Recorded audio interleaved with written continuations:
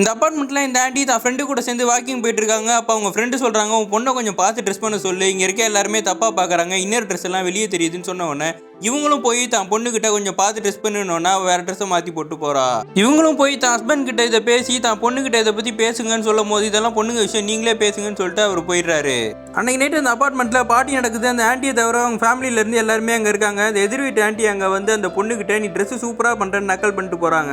இந்த பசங்களோட அப்பா ஃபுல் போதையில் இருக்காரு. இந்த பசங்கள்லாம் தனியாக கூட்டு போய் சொல்கிறாரு, காலையில் இந்த ஆண்டி தான் நம்ம அம்மா கிட்ட உன் ட்ரெஸ்ஸை பற்றி தப்பாக பேசியிருக்காங்கன்னு சொன்ன உடனே இந்த பசங்கள்லாம் கேட்டு சிரிச்சிரி இது அவங்களோட இஷ்டம்ப்பா, அவங்க சொல்லிட்டு போட்டோன்னு விட்டுறாங்க.